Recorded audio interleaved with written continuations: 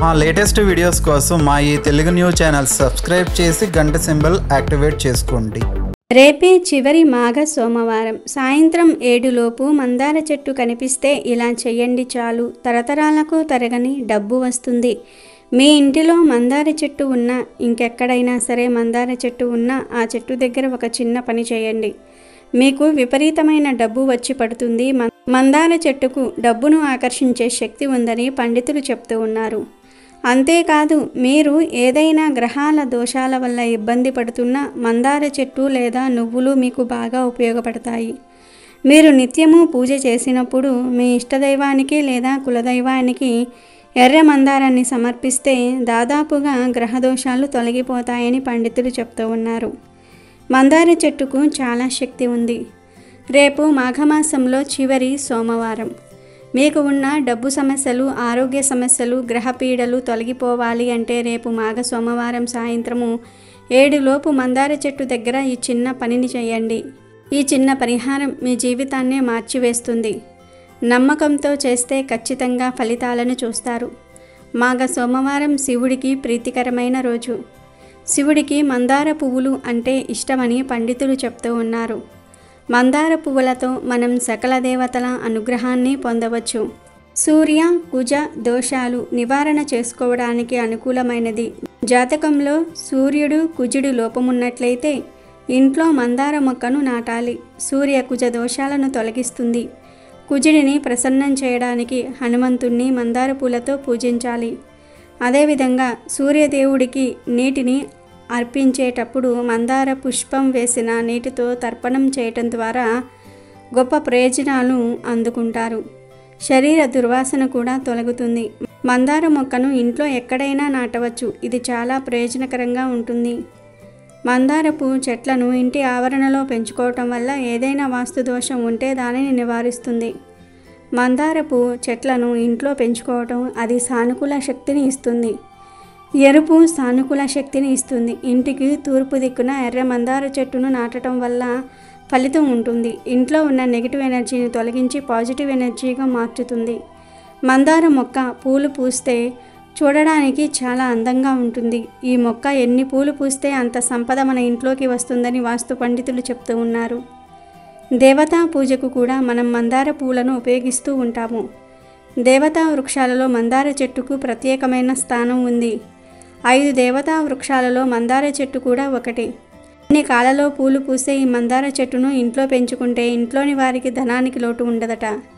ఎర్రని మందార పూలను దేవతా ఆరాధనలో ఎవరైతే వినియోగిస్తారో వారి కోరికలను భగవంతుడు తప్పక నెరవేరుస్తాడని పురాణాలలో చెప్పబడింది. ఎర్ర మందారం చెట్టును ఇంట్లో పెంచడం ఎంతో శుభప్రదం. బయటకు వెళ్ళేటప్పుడు ఎర్ర మందారం మొక్కను చూస్తూ బయటకు వెళ్ళటం వల్ల అంతా శుభమే కలుగుతుంది. చెట్టంతా పూలు పూసిన మందార చెట్టును చూస్తే మనసంతా ఎంతో ఆహ్లాదంగా మారుతుంది. మానసికపరమైన దోషాలను కూడా మందార చెట్టు తొలగిస్తుంది. ఈ చెట్టును ఇంట్లో పెంచుకుంటే అంతా శుభమే కలుగుతుంది. ఈ మొక్కను ఇంట్లో సింహద్వారానికి కుడివైపు ఉండేలాగా పెంచుకుంటే చాలా మంచిదని పండితులు చెప్తూ ఉన్నారు. ఎర్ర మందార పువ్వును తలలో పెట్టుకోవటం వల్ల స్త్రీలు దీర్ఘ సుమంగలిగా ఉంటారని ఒక నమ్మకం ఉంది. మందార పూలతో కట్టిన మాలను దేవతా ఆరాధనకు ఉపయోగించవచ్చు. ఈ మందార పువ్వులు పూజకు, అందానికి మాత్రమే కాదు అనేక రకాల దోషాలను తొలగించుకోవడానికి కూడా ఎంతో బాగా ఉపయోగపడతాయి. మరి అలాంటి మందార చెట్టు దగ్గర రేపు మాఘ సోమవారం ఈ చిన్న పని చేయండి. మీకు తరతరాలకు తరగని డబ్బు వస్తుంది. మరి రేపు చివరి మాఘ సోమవారం మందార చెట్టు కనిపిస్తే ఏం చేయాలో ఈ వీడియోలో వివరంగా తెలుసుకుందాం. అంతకన్నా ముందు తెనాలి రామకు సంబంధించిన ఒక హాస్య కథను విందాం. మా వీడియో నచ్చితే లైక్ చేసి షేర్ చేయండి. అలాగే మా ఛానల్ని కూడా సబ్స్క్రైబ్ చేసుకొని మాకు సపోర్ట్ చేయండి.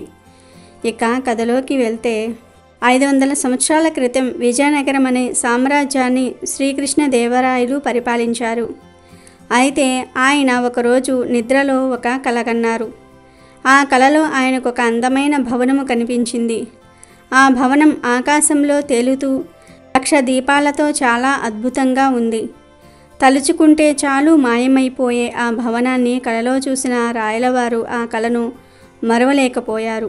మర్నాడు సభలో ఆయన ఆ కలను వివరించి దాన్ని నిజం చేయాలన్న ఆయన గట్టి నిర్ణయాన్ని అందరికీ తెలిపారు. అది విన్న వారంతా అలాంటి భవనంను ఎలా కట్టగలము, అసలు గాలిలో తేలే భవనాన్ని కట్టడం అసాధ్యము కదా అని నచ్చజెప్పడానికి ప్రయత్నించారు.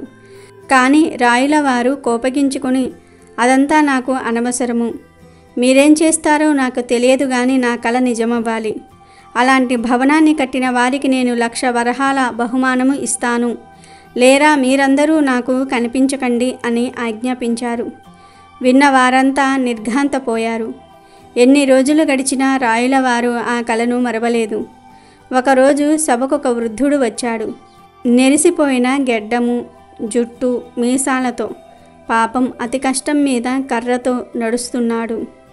నాకు అన్యాయం జరిగింది, న్యాయం చేయండి అని రాయుల వారిని ప్రార్థించాడు. నీకేమన్యాయం జరిగిందో నిర్భయంగా చెప్పు, నేను న్యాయం చేస్తాను అని రాయుల వారు హామీ ఇచ్చారు. నా దగ్గర 100 నాణేలు ఉన్నాయి స్వామి, అవి ఒకరు దొంగలించుకుపోయారు. నాకు వారెవరో తెలుసు, నా నాణ్యాలు అడిగి ఇప్పించండి అని ఆ వృద్ధుడు విన్నవించుకున్నాడు. శ్రద్ధగా విన్న రాయుల వారు ఈ దొంగతనం ఎవరు చేశారు, ఎక్కడ చేశారు అని ప్రశ్నించారు. తడబడటం చూసి నీకేమీ భయం లేదు చెప్పు అని రాయులు ప్రోత్సహించారు. నా 100 నాణ్యాలు దొంగిలించింది మీరే స్వామి అన్నాడు వృద్ధుడు. నిన్న రాత్రి నా కలలోకి వచ్చి మీరే అవి దోచుకున్నారు అని చెప్పగానే రాయుల వారికి చాలా కోపం వచ్చింది. ఏమిటి వెటకారం, కలలో జరిగినది నిజమనుకుంటే ఎలా అని కోపంగా అడిగారు. ఆ మాట విన్న వృద్ధుడు తన గెడ్డం మీసం తీసేసి కర్రను పక్కకు పెట్టేసి పగటి వేషాన్ని విప్పివేశాడు. చూస్తే అతను తెనాలి రామకృష్ణుడు. క్షమించండి స్వామి, మీ కలను నిజం చేయటం ఎంత కష్టమో నిరూపించడానికే ఇలా చేశాను అన్నాడు తెనాలి. రాయులకు చాలా నవ్వొచ్చింది. ఇంత చక్కగా ఆయనకు అర్థమయ్యేలాగా చెప్పిన తెనాలి రామకృష్ణను ఆయన చాలా అభినందించారు. ఇక వీడియోలోకి వస్తే, రేపు మాఘ సోమవారం సాయంత్రం 7 లోపు మందార చెట్టు కనిపిస్తే ఒక చిన్న పని చేయండి. మీ ఇంటిలో ఉన్న మందార చెట్టు అయినా పర్వాలేదు, మీ ఇంటి చుట్టుప్రక్కల ఉన్న మందార చెట్టు అయినా పర్వాలేదు. ఆ చెట్టు వద్దకు ఒక రాగి చెంబులో నీటిని తీసుకొని వెళ్ళండి. ఇంటి దగ్గర రాగి చెంబులో నీళ్లు పోసి అందులో గంధము, పసుపు, కుంకుమ వేసి కొంచెం పంచదార కానీ పటిక బెల్లం కానీ వేసి ఆ నీటిలో కొన్ని పువ్వులను వేసి మందార చెట్టు దగ్గరకు వెళ్ళి ఆ నీటిని మందార చెట్టు మొదట్లో పొయ్యండి. మందార చెట్టు చుట్టూ ఆ నీటిని పొయ్యాలి. ఇలా పోసిన తర్వాత ఆ చెట్టుకు నమస్కరించుకొని మీ సంకల్పం చెప్పుకోండి. మీకు ఆస్తిపరంగా ఉన్న సమస్యలు, మీరు ప్రస్తుతం ఏ సమస్యలను ఎదుర్కొంటున్నారో ఆ సమస్యలను చెప్పుకొని 2 మందార పువ్వులను తెచ్చుకోండి. చెట్టు నుండి మందార పువ్వులు తెంపిన తర్వాత మందార చెట్టు దగ్గర ఉన్న కొంచెం మట్టిని మీరు బొట్టుగా ధరించండి. ఇక ఇంటికి వచ్చిన తర్వాత ఆ పూలను శివుని పటం దగ్గర కానీ లక్ష్మీదేవి పటం దగ్గర కానీ పెట్టి మీ సంకల్పం చెప్పుకోండి. మందార పూలను దేవునికి క్రమం తప్పకుండా సమర్పిస్తే ఖచ్చితంగా మీ మనసులో కోరికలు నెరవేరుతాయని, డబ్బుకు అస్సలు లోటు ఉండదని పండితులు చెప్తూ ఉన్నారు. ఆర్థిక పరిస్థితి మెరుగుపడాలంటే, ఆర్థిక సమస్యల నుంచి బయటపడేందుకు మంగళవారం హనుమాన్ దేవుణ్ణి, శుక్రవారం లక్ష్మీదేవికి ఎర్ర మందార పువ్వును సమర్పించి పూజించటం ద్వారా ఆర్థిక సమస్యల నుంచి బయటపడవచ్చు. అలాగే ఏదైనా విలువైన వస్తువు పోయినప్పుడు దేవుడికి ఎర్ర మందారాలకు పూలను సమర్పించటం వల్ల పోయిన వస్తువు వెంటనే దొరుకుతుంది. అదేవిధంగా సూర్యనారాయణను పూజించినప్పుడు మందార పువ్వు లేకుండా ఆరాధించటం అన్నది అసంపూర్ణంగా పరిగణించబడుతుంది, సూర్యుని బలపరుస్తుంది. మరి తెలుసుకున్నారు కదా మందార పువ్వులకు ఎంతటి శక్తి ఉందో. మరి మీరు కూడా ఆర్థిక పరంగా మరియు ఆరోగ్యపరంగా బాగా అభివృద్ధి చెందాలని అనుకుంటే మందార పువ్వులను ప్రతిరోజు దేవుళ్లకు సమర్పించండి.